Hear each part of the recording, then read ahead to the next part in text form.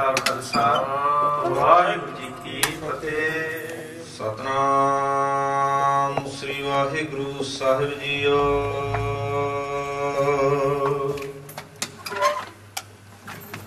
सोए सुनंदड़ी मेरा तन मन मौला, नाम जपंदड़ी लाली।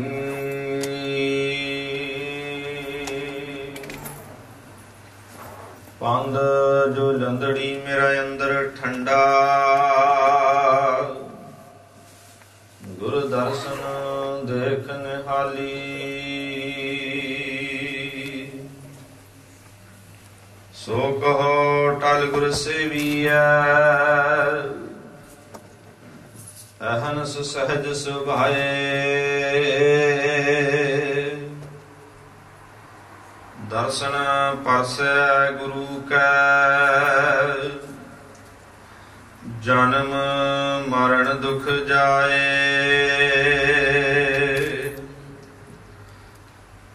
सतनाम श्री वाहिगुरु साहिब जीओ। धनासरी महला पंजवा। दीन दर्द निवार ठाकुर, राखै जन की आप। तरन तारण हर निध, दुख ना सकै व्याप। दीन दर्द निवार ठाकुर, राखै जन की आप। तरन तारण हर निध, दुख न सकै व्याप। साधु संग भजहो गोपाल, आन संजम किश न सूझै। एह जतन काट कल काल,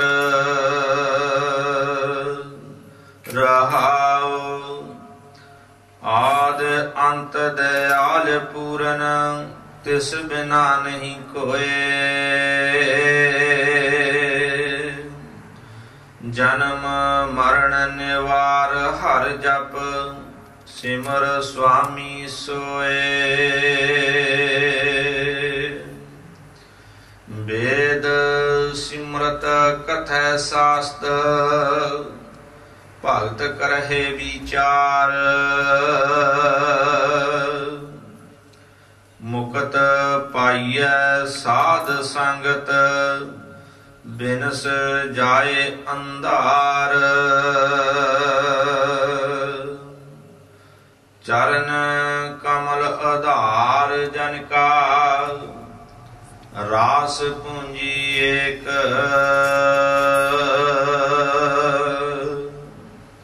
ताण मान दी बाण साचा। नानक की प्रभ टेक, चरण कमल आधार जन का। रास पूंजी एक, ताण मान दी बाण साचा। नानक की प्रभ टेक। वाहिगुरु जी का खालसा वाहिगुरु जी की फतेह। सतगुरु जी की साजी नवाजी और मुसलमान जो गुरु रूप खालसा साध संगत जी। अकाल पुरख वाहिगुरु जी की महा कृपालता हुई है। अमृत वेले सतगुरु सच्चे पातशाह जी ने दर्शन बख्शे हैं। महाराज जी की पावन पवित्र हजूरी विच वाहिगुरु मंत्र के जाप, पंज बाणियां के नितनेम, आसा जी की वार के कीर्तन समेत शब्दों के गुरु सवारियां की रसमनी रसना तो आप जी ने सरवण कीते लाहा प्राप्त किया है जी। अमृत वेले जो हुक्मनामे की बख्शिश महाराज सच्चे पातशाह जी ने की है। कुछ समय वास्ते आओ सतगुरु सच्चे पातशाह जी के आए हुए श्री मुख वाक की विचार सरवण करिए, लाहा प्राप्त करिए जी। सतनाम श्री वाहिगुरु साहिब जीओ। धनासरी महला पंजवा। ਨਾਸਰੀ ਰਾਗਣੀ ਵਿੱਚ ਸਤਿਗੁਰੂ ਸ੍ਰੀ ਗੁਰੂ ਅਰਜਨ ਦੇਵ ਮਹਾਰਾਜ ਸੱਚੇ ਪਾਤਸ਼ਾਹ ਜੀ ਕਿਰਪਾ ਕਰ ਰਹੇ ਹਨ ਜੀ। ਦੀਨ ਦਰਦ ਨਿਵਾਰ ਠਾਕੁਰ ਰਾਖੈ ਜਨ ਕੀ ਆਪ। ਦੀਨ ਦਰਦ ਨਿਵਾਰ ਠਾਕੁਰ, ਦੀਨਾਂ ਦੇ ਦਰਦਾਂ ਨੂੰ, ਦੁੱਖਾਂ ਨੂੰ, ਤਕਲੀਫਾਂ ਨੂੰ ਸਾਧ ਸੰਗਤ ਜੀ ਦੂਰ ਕਰਨ ਵਾਲਾ, ਜਿਹੜਾ ਦੀਨ ਬਣ ਕੇ ਮਹਾਰਾਜ ਜੀ ਦੀ ਸ਼ਰਨ ਵਿੱਚ ਆਵੇ, ਉਹਦੀ ਤਕਲੀਫ ਨੂੰ, ਉਹਦੀ ਪੀੜ ਨੂੰ ਦੂਰ ਕਰ ਦੇਣਾ ਗੁਰੂ ਸਾਹਿਬ ਦਾ ਸਾਧ ਸੰਗਤ ਜੀ ਪਰਮੇਸ਼ਰ ਦਾ ਸੁਭਾਅ ਹੈ। ਰਾਖਾ ਜਾਣ ਕੀ ਆਪ, ਫਿਰ ਆਪਣੇ ਸੇਵਕਾਂ ਦੀ ਪੈਜ, ਉਹਨਾਂ ਦੀ ਇੱਜ਼ਤ ਆਪ ਰੱਖਦਾ ਉਹ ਪ੍ਰਮਾਤਮਾ। ਆਪਣੇ ਸੇਵਕ ਹੀ ਆਪੇ ਰੱਖੇ, ਆਪੇ ਨਾਮ ਜਪਾਵੇ। ਗੁਰੂ ਸਾਹਿਬ ਜੀ ਦੇ ਬਚਨ ਹਨ। ਦੀਨ ਦਰਦ ਨਿਵਾਰ ਠਾਕੁਰ। ਭਾਈ ਗੁਰਦਾਸ ਜੀ ਨੇ ਸਾਧ ਸੰਗਤ ਜੀ ਗੁਰੂ ਨਾਨਕ ਦੇਵ ਮਹਾਰਾਜ ਸੱਚੇ ਪਾਤਸ਼ਾਹ ਜੀ ਦੀ ਵਡਿਆਈ ਵਿੱਚ ਕੁਝ ਬਚਨ ਕੀਤੇ। ਉਹਨਾਂ ਨੇ ਸਰਲੇਖ ਰੱਖਿਆ, ਦਾਤਾ ਗੁਰੂ ਨਾਨਕ। ਧੰਨ ਗੁਰੂ ਨਾਨਕ ਦੇਵ ਮਹਾਰਾਜ ਜੀ ਦਾਤੇ ਹਨ। ਦਾਤੇ ਦਾ ਦੱਦਾ ਲੈ ਕੇ ਤੇ ਅਖੀਰਲੇ ਅੱਖਰ ਮਹਾਰਾਜ ਜੀ ਦੇ ਨਾਮ ਵਾਲੇ ਨਾਨਕ ਦਾ ਕੱਕਾ ਲੈ ਕੇ ਉਹਨਾਂ ਇੱਕ ਬਚਨ ਕੀਤਾ, ਕਹਿੰਦੇ ਦੱਦਾ ਦਾਤਾ ਗੁਰੂ ਹੈ, ਕੱਕਾ ਕੀਮਤ ਜਾਏ ਪਾਏ ਨਾ ਕੋਈ।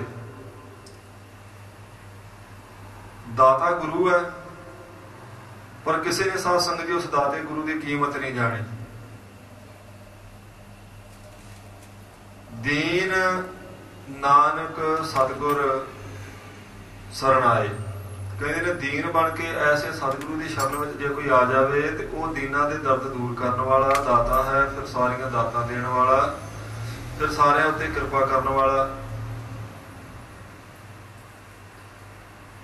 ਦੀਨ ਦਰਦ ਦੁੱਖ ਭੰਜਨਾ, ਘਟ ਘਟ ਨਾਥ ਅਨਾਥ, ਸਰਣ ਤੁਮਾਰੀ ਆਇਓ ਨਾਨਕ ਕੇ ਪ੍ਰਭ ਸਾਥ।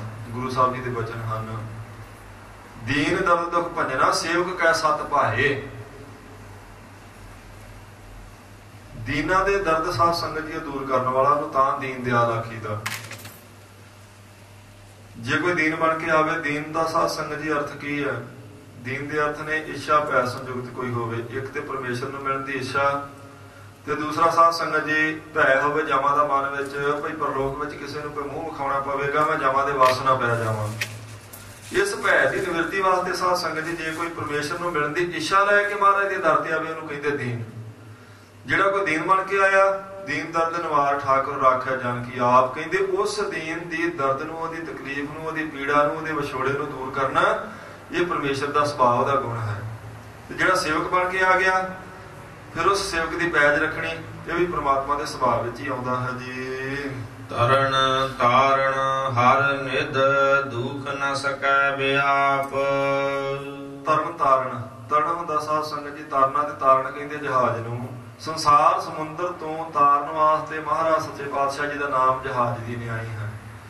ਜਿਹੜਾ ਨਾਮ ਰੂਪੀ ਜਹਾਜ਼ ਤੇ ਚੜ ਗਿਆ, ਉਹ ਸੰਸਾਰ ਸਮੁੰਦਰ 'ਚ ਡੁੱਬ ਨਾ ਸਕੇਗਾ, ਫਿਰ ਕੋਈ ਦੁੱਖ ਉਹਨੂੰ ਨਹੀਂ ਵਿਆਪ ਸਕਦਾ। ਸੰਸਾਰ ਦੇ ਦੁੱਖਾਂ ਤੋਂ ਬਚਣ ਵਾਸਤੇ ਪਰਮੇਸ਼ਰ ਦੇ ਨਾਮ ਰੂਪੀ ਜਹਾਜ਼ ਤੇ ਚੜ੍ਹਨਾ ਪਵੇਗਾ। ਪਰ ਦੀਨ ਬਣ ਕੇ, ਜਿਵੇਂ ਕਦੇ ਹਾਥੀ ਨੇ ਸਾਧ ਸੰਗਤ ਜੀ ਮਹਾਰਾਜ ਸੱਚੇ ਪਾਤਸ਼ਾਹ ਜੀ ਤੋਂ ਬਚਾਅ ਵਾਸਤੇ ਪੁਕਾਰ ਕੀਤੀ ਸੀ ਦੀਨ ਬਣ ਕੇ, ਤੇ ਉਸ ਹਾਥੀ ਦੇ ਰੱਖਿਆ ਵਾਸਤੇ ਤੰਦੂਏ ਦੀਆਂ ਤਾਰਾਂ ਕੱਟ ਕੇ ਸਾਧ ਸੰਗਤ ਜੀ ਪਰਮੇਸ਼ਰ ਨੇ ਉਹਦੀ ਜਾਨ ਬਚਾਈ। ਪਟਨਾ ਸਾਹਿਬ ਤੋਂ 3 ਮੀਲ ਦੀ ਦੂਰੀ ਤੇ ਗੰਗਾ ਉੱਤੇ ਸਾਧ ਸੰਗਤ ਜੀ ਹਰਸ਼ੇਤਰ ਨਾਂ ਦੇ ਅਸਥਾਨ ਉੱਤੇ ਇਹ ਬਣਿਆ ਹੋਇਆ, ਇਸ ਘਟਨਾ ਦੇ ਪ੍ਰਥਾਇਆ ਸਥਾਨ। ਤੇ ਕੱਤਕ ਦੀ ਪੂਰਨਮਾਸ਼ੀ ਨੂੰ ਇੱਥੇ ਬੜਾ ਭਾਰੀ ਮੇਲਾ ਲੱਗਦਾ ਤੇ ਹਾਥੀਆਂ ਦੀ ਮੰਡੀ ਲੱਗਦੀ ਉੱਥੇ। ਗੁਰੂ ਤੇਗ ਬਹਾਦਰ ਮਹਾਰਾਜ ਜੀ ਨੇ ਬਚਨ ਕੀਤੇ, ਜਬ ਹੀ ਸਰਨ ਗਹੀ ਕਿਰਪਾ ਨਿਤ ਗਾਜ ਗ੍ਰਾਹ ਤੇ ਛੂਟਾ, ਮਹਿਮਾ ਨਾਮ ਕਹਾਂ ਲੋ ਵਰਨੋ, ਰਾਮ ਕਹਿਤ ਬੰਧਨ ਤੇ ਟੂਟਾ। ਕਹਿੰਦੇ ਤੁਸੀਂ ਦੇਖੋ, ਜੇ ਕੋਈ ਬੰਦਾ ਪਰਮੇਸ਼ਰ ਨੂੰ ਦੀਨ ਬਣ ਕੇ ਚੇਤੇ ਕਰੇ, ਕਿਉਂ ਨਾ ਪਰਮੇਸ਼ਰ ਭਲਾ ਰੱਖਿਆ ਕਰੇ। ਉਹ ਤੇ ਹਰ ਖੇਤਰ ਵਾਲੇ ਥਾਂ ਤੇ ਦੇਖੋ ਪਾਣੀ ਵਿੱਚ ਫਸ ਗਿਆ ਹਾਥੀ, ਤੇ ਤੰਦੂਏ ਨੇ ਸਾਧ ਸੰਗਤ ਜੀ ਉਹਨੂੰ ਜਕੜ ਲਿਆ। ਕੁਝ ਸਮਾਂ ਤੇ ਉਹਦੇ ਨਾਲ ਦੇ ਹਾਥੀਆਂ ਨੇ ਉਹਨੂੰ ਰਾਸ਼ਨ ਪਾਣੀ ਪਹੁੰਚਾਇਆ, ਪਰ ਜਦੋਂ ਦੇਖਿਆ ਭਈ ਇਹਨੂੰ ਡੂੰਘੇ ਪਾਣੀ 'ਚ ਲਈ ਜਾਂਦਾ, ਲੜਾਈ ਲੰਮੀ ਹੋ ਗਈ, ਫਿਰ ਉਹਨਾਂ ਨੇ ਵੀ ਖੁਰਾਕ ਦੇਣੀ ਛੱਡ ਦਿੱਤੀ। ਜਦੋਂ ਉਹਦੀ ਜਾਨ ਤੇ ਬਣ ਲੱਗੀ, ਫਿਰ ਕਮਲ ਦਾ ਫੁੱਲ ਲੈ ਕੇ ਗੁਰੂ ਤੇਗ ਬਹਾਦਰ ਮਹਾਰਾਜ ਕਹਿੰਦੇ ਦੇਖੋ ਉਸੇ ਹਾਥੀ ਨੇ ਪ੍ਰਮਾਤਮਾ ਨੂੰ ਚੇਤੇ ਕੀਤਾ, ਤੇ ਚੇਤੇ ਕਰਨ ਕਰਕੇ ਭਗਤ ਨਾਮਦੇਵ ਜੀ ਨੇ ਆਖਿਆ, ਕਾਰ ਧਰੇ ਚੱਕਰ ਬੈ ਕੁੰਠ ਤੇ ਆਏ, ਗਜ ਹਸਤੀ ਕੇ ਪ੍ਰਾਣ ਉਧਾਰੀ ਗਲੇ। ਉਸੇ ਵੇਲੇ ਪ੍ਰਮਾਤਮਾ ਆਇਆ, ਉਹਨੇ ਸੁਦਰਸ਼ਨ ਚੱਕਰ ਨਾਲ ਸਾਧ ਸੰਗਤ ਜੀ ਉਹਦੀਆਂ ਤੰਦੂਏ ਦੀਆਂ ਤਾਰਾਂ ਕੱਟੀਆਂ। ਪ੍ਰਮਾਣ ਗੁਰਬਾਣੀ ਵਿੱਚ ਮਹਾਰਾਜ ਜੀ ਨੇ ਵਰਤਿਆ, ਕਹਿੰਦੇ ਜੇ ਉਹਨੇ ਰੱਬ ਨੂੰ ਚੇਤੇ ਕੀਤਾ, ਜਾਨਵਰ ਸੀ ਅਖੀਰ ਜਾਨ ਨਾ ਬਚਦੀ ਦੇਖ ਕੇ ਸਾਧ ਸੰਗਤ ਜੀ ਦੇਖਿਆ, ਤੇਰੇ ਤੋਂ ਬਿਨਾਂ ਹੁਣ ਮੇਰਾ ਸਹਾਈ ਕੋਈ ਨਹੀਂ, ਤੇ ਪ੍ਰਮਾਤਮਾ ਨੇ ਰੱਖਿਆ ਕੀਤੀ। ਕਹਿੰਦੇ ਤੂੰ ਗੁਰਮੁਖਾ ਦੀਨ ਬਣ ਕੇ ਮਹਾਰਾਜ ਦੀ ਸ਼ਰਨ ਵਿੱਚ ਆਵੇਂ, ਤੇਰੀ ਕਿਉਂ ਨਾ ਰੱਖਿਆ ਮਹਾਰਾਜ ਕਰਨਗੇ। ਫਿਰ ਤੂੰ ਸੇਵਕ ਬਣ ਜਾ, ਰਾਖਿਆ ਜਾਨਕੀ ਆਪ, ਤੇਰੀ ਰੱਖਿਆ ਵੀ ਕਰਨਗੇ, ਪੈਜ ਵੀ ਰੱਖਣਗੇ ਤੇ ਫਿਰ ਸੰਸਾਰ ਸਮੁੰਦਰ ਤੋਂ ਤਾਰਨ ਵਾਸਤੇ ਨਾਮ ਦੇ ਜਹਾਜ਼ ਤੇ ਚਾੜਨਗੇ, ਜਿਸ ਕਰਕੇ ਕੋਈ ਵੀ ਦੁੱਖ ਸੰਸਾਰ ਦਾ ਫਿਰ ਤੈਨੂੰ ਸਤਾ ਨਾ ਸਕੇਗਾ। ਸਾਧੂ ਸੰਗ ਭਜਹੁ ਗੋਪਾਲ। ਇਹ ਸਿਧਾਂਤ ਹੈ ਸਾਧ ਸੰਗਤ ਜੀ ਇਸ ਸ਼ਬਦ ਦਾ, ਭਈ ਮਨ ਵਿੱਚ ਦੀਨਤਾ ਲਿਆਉਣ ਵਾਸਤੇ ਤੈਨੂੰ ਸਾਧ ਸੰਗਤ ਕਰਨੀ ਪਵੇਗੀ। ਸਾਧੂ ਸੰਗਤ ਭਜਹੁ ਗੋਪਾਲ। ਗੋਪਾਲ ਕਹਿੰਦੇ ਗੋ ਪ੍ਰਿਥਵੀ ਤੇ ਪਾਲ ਪਾਲਣਾ ਕਰਨ ਵਾਲਾ, ਸਾਰੀ ਪ੍ਰਿਥਵੀ ਦੇ ਜੀਵਾਂ ਦੀ ਜਿਹੜਾ ਪਾਲਣਾ ਕਰਦਾ ਸਾਧ ਸੰਗਤ ਜੀ ਉਹ ਗੋਪਾਲ ਹੈ। ਕਹਿੰਦੇ ਸਾਧ ਸੰਗਤ ਵਿੱਚ ਆਣ ਕੇ ਉਸ ਗੋਪਾਲ ਦਾ ਭਜਨ ਕਰ। ਸੰਤ ਜਨਾਂ ਮਿਲ ਹਰਿ ਜਸ ਗਾਇਓ, ਕੋਟ ਜਨਮ ਕੇ ਦੁੱਖ ਗਵਾਇਓ। ਕਹਿੰਦੇ ਤੂੰ ਗੁਰਮੁਖਾਂ ਨਾਲ ਮਿਲ, ਰੱਬ ਦੇ ਪਿਆਰਿਆਂ ਨਾਲ ਬੈਠ ਕੇ ਉਹਨਾਂ ਦੀ ਸੰਗਤ ਕਰਕੇ ਪ੍ਰਮਾਤਮਾ ਨੂੰ ਚੇਤੇ ਕਰੇਗਾ, ਕਰੋੜਾਂ ਜਨਮਾਂ ਦੇ ਕਰੋੜਾਂ ਕੀਤੇ ਪਾਪ ਤੇਰੇ ਉਤਰ ਜਾਣਗੇ। ਸਤ ਸੰਗਤ ਦੀ ਇੰਨੀ ਵੱਡੀ ਮਹਾਨਤਾ ਹੈ। ਜੇ ਤੂੰ ਦੀਨ ਬਣਨਾ, ਜੇ ਪ੍ਰਮਾਤਮਾ ਤੋਂ ਆਪਣੀ ਰੱਖਿਆ ਚਾਹੁੰਨਾ ਤੇ ਦੀਨ ਬਣ ਕੇ ਮਹਾਰਾਜ ਦੀ ਸ਼ਰਨ ਵਿੱਚ ਆ, ਪਰ ਉਹ ਦੀਨਤਾ ਦੇ ਗੁਣ ਆਪਣੇ ਅੰਦਰ ਧਾਰਨ ਕਰਨ ਵਾਸਤੇ ਤੈਨੂੰ ਸੰਗਤ ਕਰਨੀ ਪਵੇਗੀ ਗੁਰਮੁਖਾਂ ਦੀ। ਆਨ ਸੰਜਮ ਕਿਛ ਨਾ ਸੂਝੈ, ਇਹ ਜਤਨ ਕਾਟ ਕਲ ਕਾਲ। ਆਨ ਸੰਜਮ ਕਿਛ ਨਾ ਸੂਝੈ। ਆਨ ਕਹਿੰਦੇ ਸਾਧ ਸੰਗਤ ਜੀ ਹੋਰ ਨੂੰ, ਕਹਿੰਦੇ ਹੋਰ ਕੋਈ ਸਾਧਨ ਸੰਜਮ ਇਸ ਵੇਲੇ ਮੈਨੂੰ ਸੁਝਦਾ ਨਹੀਂ, ਸਿਰਫ ਇਹੀ ਇੱਕ ਯਤਨ ਹੈ ਜਿਹੜਾ ਕਲਯੁਗ ਦੇ ਸਾਧ ਸੰਗਤ ਜੀ ਪਾਪਾਂ ਤੋਂ, ਕਲਯੁਗ ਦੀ ਫਾਹੀ ਤੋਂ ਬਚਾ ਸਕਦਾ। ਇਹ ਯਤਨ ਕਾਟ ਕਲ ਕਾਲ। ਕਹਿੰਦੇ ਨੇ ਕਲਯੁਗ ਦੇ ਸਮੇਂ ਵਿੱਚ ਜੇ ਕੋਈ ਤੈਨੂੰ ਹੁਣ ਜਮਾਂ ਤੋਂ, ਨਰਕਾਂ ਦੀ ਮਾਰ ਤੋਂ ਬਚਾ ਸਕਦਾ ਹੈ, ਇੱਕੋ ਹੀ ਸੰਜਮ ਹੈ ਜਿਹੜਾ ਉੱਪਰਲੀ ਪੰਕਤੀ 'ਚ ਦੱਸ ਦਿੱਤਾ, ਸਾਧੂ ਸੰਗ ਭਜੋ ਗੋਪਾਲ। ਸਾਧ ਸੰਗਤ ਕਰਦਿਆਂ ਗੋਪਾਲ ਦਾ ਭਜਨ ਕਰਨਾ, ਇਹਦੇ ਤੋਂ ਬਿਨਾਂ ਹੋਰ ਕੋਈ ਸਾਧਨ ਨਹੀਂ। ਆਨ ਸੰਜਮ ਕਿਛ ਨਾ ਸੂਝੈ। ਕੋਈ ਵੀ ਸਾਧ ਸੰਗਤ ਜੀ ਹੋਰ ਸਾਧਨ ਇਸ ਵੇਲੇ ਨਹੀਂ ਸਫਲਾ। ਭਾਵੇਂ ਪਹਿਲੇ ਸਮੇਂ 'ਚ, ਪਹਿਲੇ ਯੁੱਗਾਂ 'ਚ ਸਾਧਨ ਕੁਝ ਪ੍ਰਚਲਿਤ ਰਹੇ, ਪ੍ਰਮਾਤਮਾ ਨੂੰ ਪ੍ਰਸੰਨ ਕਰਨ ਵਾਲੇ। ਪ੍ਰਥਮ ਯੁੱਗ ਮੈਂ ਤਾਪ ਕੋ ਤਾਪੈ, ਸੁਦਾ ਬਿਪਾਸਾ ਸਹਿ ਕਰ ਸੋਏ, ਪੰਚਾਂਗਨ ਤਾਪੈ ਜਲ ਬੈਠੇ, ਬਰਖਾ ਸਹਿ ਨਗਨ ਤਨ ਹੋਏ। ਲਿਖਿਆ ਵਿਦਵਾਨਾਂ ਨੇ, ਕਹਿੰਦੇ ਨੇ ਗੁਰਮੁਖੋ ਪਹਿਲੇ ਸਮਿਆਂ 'ਚ ਇਹ ਗੱਲ ਚੱਲ ਜਾਂਦੀ ਸੀ, ਕਿਉਂਕਿ ਉਦੋਂ ਸਾਧਨ ਹੀ ਉਹ ਪ੍ਰਚਲਿਤ ਸਨ। ਪਰ ਕਲਯੁਗ ਦੇ ਸਮੇਂ ਵਿੱਚ ਨਾਮ ਤੋਂ ਬਿਨਾਂ ਹੋਰ ਕੋਈ ਸਾਧਨ ਨਹੀਂ। ਪ੍ਰਥਮ ਯੁੱਗ ਮੈਂ ਤਪ ਕੋ ਤਪ, ਪਹਿਲੇ ਯੁੱਗਾਂ ਵਿੱਚ ਕੋਈ ਲੋਕ ਤਪ ਤਪਾ ਲੈਂਦੇ ਸਨ। ਸੁਦਾ ਵਿਪਾਸਾ ਸਹਿ ਕਰ ਸੋਏ। ਸੁਦਾ ਕਹਿੰਦੇ ਸਾਧ ਸੰਗਤ ਜੀ ਭੁੱਖ ਨੂੰ, ਤੇ ਵਿਪਾਸਾ ਪਿਆਸ। ਕਹਿੰਦੇ ਲੋਕਾਂ ਨੇ ਭੁੱਖਾਂ ਕੱਟ ਲੈਣੀਆਂ, ਜੰਗਲਾਂ 'ਚ ਚਲੇ ਜਾਣਾ, ਪਿਆਸੇ ਰਹਿਣਾ, ਸਰੀਰ ਨੂੰ ਦੁੱਖ ਦੇਣਾ। ਪੰਚਾਂਗਨ ਤਾਪੈ ਜਲ ਬੈਠੇ। ਗਰਮੀਆਂ ਦੇ ਦਿਨਾਂ ਵਿੱਚ 5 ਤਰ੍ਹਾਂ ਦੀਆਂ ਧੂਣੀਆਂ, 5 ਧੂਣੀਆਂ ਲਾ ਕੇ ਉਹਨਾਂ ਦੇ ਵਿੱਚ ਬੈਠਣਾ, ਤਾਂ ਵੀ ਸਰੀਰ ਨੂੰ ਦੁੱਖ ਦੇਣਾ, ਕਹਿਣਾ ਇਹ ਤਪ ਕਰਦਾ। ਕਿਸੇ ਨੇ ਸਾਧ ਸੰਗਤ ਜੀ ਸਰਦੀਆਂ ਵਿੱਚ 101 ਘੜਾ ਰਾਤ ਪਾਣੀ ਦਾ ਭਰ ਕੇ ਬਾਹਰ ਰੱਖ ਛੱਡਣਾ, ਤੇ ਸਵੇਰੇ ਠੰਡਾ ਹੋਇਆ ਉਹ ਪਾਣੀ ਧਾਰ ਬੰਨ ਕੇ ਆਪਣੇ ਸੇਵਕਾਂ ਤੋਂ ਆਪਣੇ ਸਿਰ ਵਿੱਚ ਪਾਉਣਾ। ਸਾਰਾ ਪਾਣੀ ਦਾ 101 ਘੜਾ ਆਪਣੇ ਸਿਰ 'ਚ ਧਾਰ ਬੰਨ ਕੇ ਪਾਉਣਾ। ਉਹਨੂੰ ਕਹਿਣਾ ਇਹਨੇ ਜਲ ਧਾਰਾ ਕੀਤਾ, ਉਹ ਵੀ ਸਰਦੀ ਦੇ ਦਿਨ ਵਿੱਚ ਬਾਹਰ ਰੱਖਿਆ ਠੰਡਾ ਪਾਣੀ। ਕਹਿੰਦੇ ਕੋਈ ਸੀ ਪਹਿਲੇ ਸਮਿਆਂ 'ਚ ਇਸ ਤਰ੍ਹਾਂ ਦੀ ਮਰਿਆਦਾ, ਪਰ ਹੁਣ ਨਹੀਂ। ਏਕ ਚਰਨ ਪਰ ਠਾਡੇ ਹੋਵਤ ਉਰਦ ਬਾਹੂ ਕਿਤੇ ਕਰੰਤ। ਕਿਸੇ ਨੇ ਇੱਕ ਪੈਰ ਦੇ ਭਾਰ ਖੜੇ ਰਹਿਣਾ, ਕਿਸੇ ਨੇ ਇੱਕ ਬਾਹ ਉੱਚੀ ਕਰਕੇ ਸਾਧ ਸੰਗਤ ਦੀ ਬਾਹ ਟੋਏ ਵਿੱਚ ਖੜ ਕੇ ਸਾਰਾ ਦਿਨ ਬਾਹ ਹਿਲਾਈ ਜਾਣੀ, ਆਖਣਾ ਭਾਈ ਇੱਥੇ ਕੋਈ ਤਪੱਸਿਆ ਕਰਦਾ। ਕਹਿੰਦੇ ਕੈ ਲਟਕਟ ਹੈ ਉਲਟੇ ਪੱਗ ਕਰ, ਚਾਹੇ ਪ੍ਰਸੰਨ ਹੋਏ ਭਗਵੰਤ। ਤੇ ਕਈ ਪੁੱਠੇ ਪੈਰ, ਦੋਵੇਂ ਪੈਰ ਉੱਪਰ ਨੂੰ ਕਰਕੇ ਕਿਸੇ ਰੱਸੇ ਨਾਲ, ਕਿਸੇ ਸੰਗਲ ਨਾਲ ਸਾਧ ਸੰਗਤ ਜੀ ਘੰਟਾ ਘੰਟਾ, 2-2 ਘੰਟੇ, 3-3 ਘੰਟੇ ਪੁੱਠੇ ਲਟਕਦੇ ਰਹਿਣਾ, ਆਖਣਾ ਇਹ ਤਪੱਸਿਆ ਹੋ ਰਹੀ। ਸੋ ਤਪ ਫਲਿਆ ਕਲੀ ਕਾਲ ਮੈਂ, ਸਤ ਸੰਗਤ ਸੇਵਨ ਕਰਿਅੰਤ। ਕਹਿੰਦੇ ਹੁਣ ਕਲਯੁਗ ਦੇ ਸਮੇਂ ਵਿੱਚ ਉਦਾਂ ਦੀ ਤਪੱਸਿਆ ਦਾ ਕੋਈ ਮਹਾਤਮ ਨਹੀਂ। ਉਹ ਉਸ ਯੁੱਗ ਦੀ ਮਰਿਆਦਾ ਸੀ ਜਿਹੜਾ ਲੰਘ ਗਿਆ। ਇੱਕ ਪੈਰ ਦੇ ਭਾਰ ਖੜਨਾ, ਪੁੱਠੇ ਲਟਕਣਾ, ਜਾਲ ਧਾਰੇ ਕਰਨੇ, ਧੂਣੀਆਂ ਤਪਾਉਣੀਆਂ, ਜਾਂ ਜੰਗਲਾਂ ਵਿੱਚ ਜਾ ਕੇ ਪਰਬਤਾਂ ਦੀਆਂ ਗੁਫਾਵਾਂ ਵਿੱਚ ਭੁੱਖੇ ਪਿਆਸੇ ਰਹਿਣਾ। ਕਹਿੰਦੇ ਹੁਣ ਨਹੀਂ ਜੇ ਮਰਿਆਦਾ। ਹੁਣ ਤਾਂ ਕਹਿੰਦੇ ਸੋ ਤਪ ਫਲਿਆ ਕਲੀ ਕਾਲ ਮੈਂ, ਸਤ ਸੰਗਤ ਸੇਵਨ ਕਰਿਅੰਤ। ਕਹਿੰਦੇ ਬਸ ਹੁਣ ਕਲਯੁਗ ਦੇ ਸਮੇਂ ਵਿੱਚ ਸਤ ਸੰਗਤ ਕਰਨੀ ਪਵੇਗੀ। ਤੁਸੀਂ ਸਤ ਸੰਗਤ ਕਰੋ, ਇਹਨਾਂ ਸਾਰੇ ਤਪਾਂ ਦਾ ਫਲ ਸੁਤੇਸੇ ਦੀ ਪ੍ਰਾਪਤ ਹੋਵੇਗਾ। ਉਹ ਉਸ ਯੁੱਗ ਦੀ ਮਰਿਆਦਾ ਸੀ। ਹੁਣ ਸਤ ਸੰਗਤ ਨੂੰ ਮਹਾਨਤਾ ਮਹਾਰਾਜ ਨੇ ਦਿੱਤੀ। ਕਹਿੰਦੇ ਕਲਯੁਗ ਵਿੱਚ ਤਰਨਾ, ਸਾਧੂ ਸੰਗ ਭਜੋ ਗੋਪਾਲ। ਸਾਧ ਸੰਗਤ ਕਰੋ, ਪਰਮੇਸ਼ਰ ਦਾ ਭਜਨ ਕਰੋ। ਆਨ ਸੰਜਮ ਕਿਛ ਨਾ ਸੂਝੈ। ਹੋਰ ਕੋਈ ਸਾਧਨ ਨਹੀਂ ਜੇ ਇਸ ਵੇਲੇ ਸੁਝਦਾ ਜਿਹੜਾ ਸੰਸਾਰ ਤੋਂ ਪਾਰ ਉਤਾਰ ਸਕਦਾ ਹੋਵੇ। ਇਹ ਯਤਨ ਕਾਟ ਕਲ ਕਾਲ, ਸਿਰਫ ਇੱਕ ਇਹ ਯਤਨ ਹੈ ਜਿਹੜਾ ਕਾਲ ਦੀ ਫਾਈ ਕੱਟ ਸਕਦਾ ਹੈ। ਰਹਾਉ। ਵਿਸਰਾਮ ਦੇ ਕੇ ਪੰਜਵੇਂ ਪਾਤਸ਼ਾਹ ਜੀ ਕਿਰਪਾ ਕਰਦੇ ਹਨ। ਆਦ ਅੰਤ ਦਿਆਲ ਪੂਰਨ, ਤਿਸ ਬਿਨਾ ਨਹੀਂ ਕੋਏ। ਆਦ ਅੰਤ, ਜਦੋਂ ਸੰਸਾਰ ਬਣਿਆ, ਸੰਸਾਰ ਦੇ ਆਦ ਤੋਂ, ਸ੍ਰਿਸ਼ਟੀ ਦੇ ਮੁੱਢ ਤੋਂ ਜਦੋਂ ਸੰਸਾਰ ਇਹ ਬਣਾਇਆ ਪ੍ਰਮਾਤਮਾ ਨੇ, ਉਦੋਂ ਤੋਂ ਲੈ ਕੇ ਸੰਸਾਰ ਦੇ ਅੰਤ ਤੱਕ ਸਾਧ ਸੰਗਤ ਦੀ ਜੇ ਕੋਈ ਸਹਾਇਤਾ ਕਰ ਸਕਦਾ ਤੇ ਪ੍ਰਮਾਤਮਾ, ਉਹਦੇ ਤੋਂ ਬਿਨਾਂ ਹੋਰ ਕੋਈ ਰੱਖਿਆ ਕਰਨ ਵਾਲਾ ਨਹੀਂ।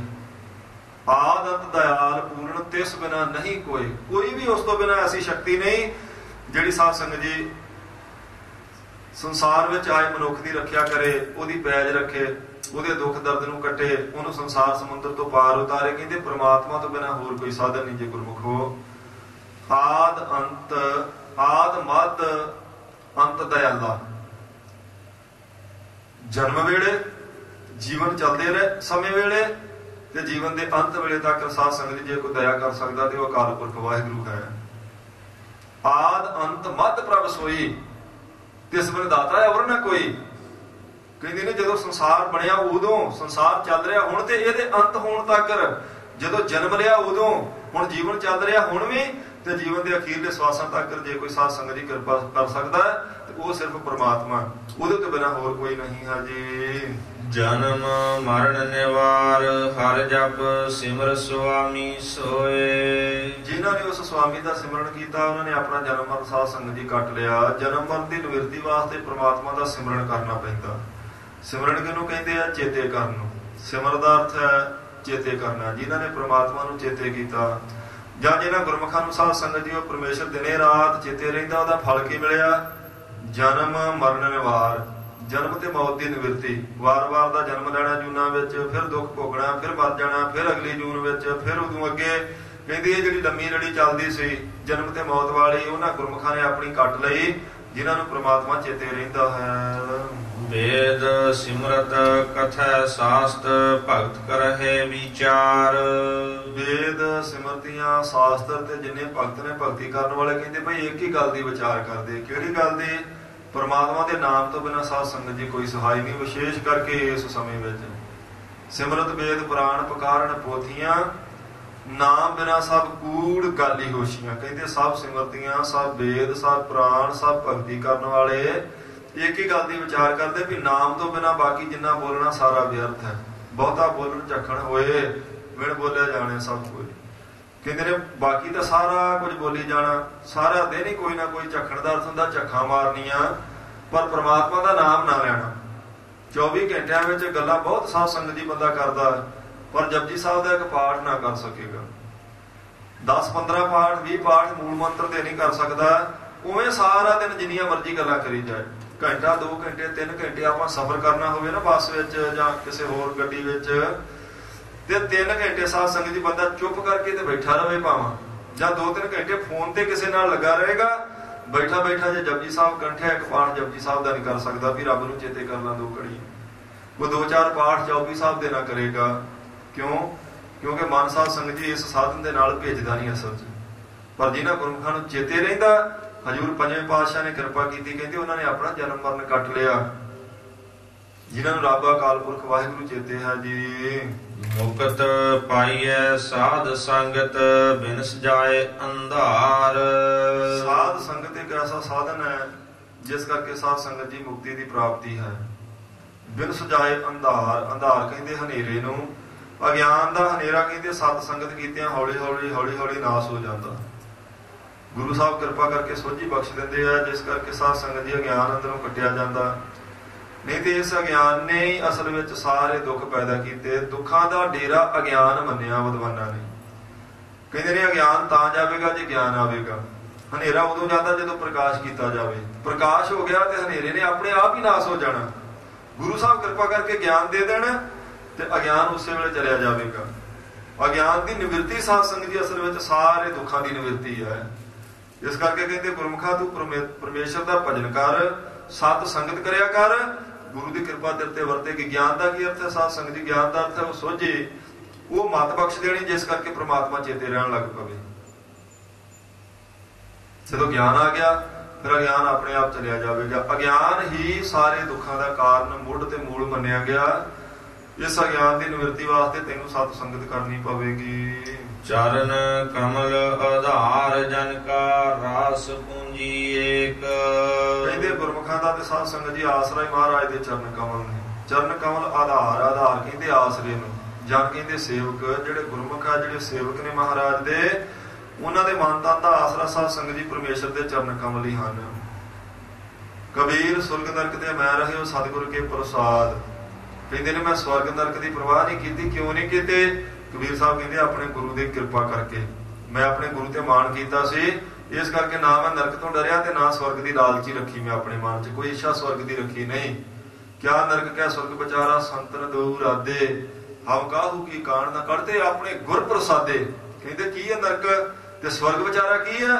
ਮੈਨੂੰ ਗੁਰੂ ਦੀ ਕਿਰਪਾ ਚਾਹੀਦੀ ਆ, ਨਾ ਮੈਂ ਨਰਕ ਤੋਂ ਡਰਦਾ ਨਾ ਸਵਰਗ ਦੀ ਕੋਈ ਇੱਛਾ ਰੱਖਦਾ ਆਪਣੇ ਮਨ ਵਿੱਚ। ਕਬੀਰ ਸੁਰਗ ਨਰਕ ਤੇ ਮੈਂ ਰਹਿਓ ਸਤਿਗੁਰ ਕੇ ਪ੍ਰਸਾਦ, ਚਰਨ ਕਮਲ ਕੀ ਮੌਜ ਮੈਂ ਰਹੂੰ ਅੰਤ ਅਰ ਆਦ। ਮੇਰੀ ਇੱਕੋ ਇੱਛਾ ਮਹਾਰਾਜ ਆਪਣੇ ਚਰਨਾਂ ਕਮਲਾਂ ਦੀ ਮੌਜ 'ਚ ਰੱਖੋ, ਆਪਣੇ ਚਰਨਾਂ ਦਾ ਆਸਰਾ ਦੇ ਕੇ ਰੱਖੋ। ਕਬੀਰ ਚਰਨ ਕਮਲ ਕੀ ਮੌਜ ਕੋ ਕਹਿ ਕੈਸੇ ਅਨੁਮਾਨ। ਕਿਸੇ ਨੇ ਪ੍ਰਸ਼ਨ ਕੀਤਾ ਕਬੀਰ ਸਾਹਿਬ ਕੋਈ ਉਹਨਾਂ ਚਰਨਾਂ ਕਮਲਾਂ ਦਾ ਕਿੰਨਾ ਕੁ ਆਨੰਦ ਹੈ ਜਿਨ੍ਹਾਂ ਵਾਸਤੇ ਤੁਸੀਂ ਕਹਿੰਦੇ ਜੇ ਮੈਨੂੰ ਕੋਈ ਸਵਰਗ ਦੀ ਪ੍ਰਵਾਹ ਨਹੀਂ, ਨਰਕ ਦੀ ਪ੍ਰਵਾਹ ਨਹੀਂ, ਮੈਂ ਇੱਕੋ ਬੇਨਤੀ ਕਰਦਾ ਮਹਾਰਾਜ ਆਪਣੇ ਚਰਨਾਂ ਕਮਲਾਂ ਵਿੱਚ ਰੱਖੋ। ਕਬੀਰ ਸਾਹਿਬ ਨੇ ਆਖਿਆ ਭਾਈ ਇਹਨਾਂ ਚਰਨਾਂ ਕਮਲਾਂ ਦਾ ਆਸਰਾ ਲੈਣ ਵਾਲਾ ਸਿਰਫ ਅਨੁਭਵ ਕਰ ਸਕਦਾ, ਇਸ ਸੁੱਖ ਨੂੰ ਦੱਸ ਨਹੀਂ ਜੇ ਸਕਦਾ। ਕਬੀਰ ਚਰਨ ਕਮਲ ਕੀ ਮੌਜ ਕੋ ਕਹਿ ਕੈਸੇ ਅਨੁਮਾਨ, ਕਹਿਬੇ ਕੋ ਸ਼ੋਭਾ ਨਹੀਂ ਦੇਖਾ ਹੀ ਪ੍ਰਮਾਣ। ਕਹਿੰਦੇ ਕਹਿਣ ਵਾਸਤੇ ਨਹੀਂ ਮੈਂ ਸਾਰੀ ਸ਼ੋਭਾ ਮਹਾਰਾਜ ਦੇ ਚਰਨਾਂ ਕਮਲਾਂ ਦੀ ਕਰ ਸਕਦਾ, ਹਾਂ ਜਿਨ੍ਹਾਂ ਨੇ ਦੇਖ ਲਿਆ ਉਸ ਆਨੰਦ ਨੂੰ ਉਹਨੂੰ ਪਤਾ ਲੱਗ ਗਿਆ।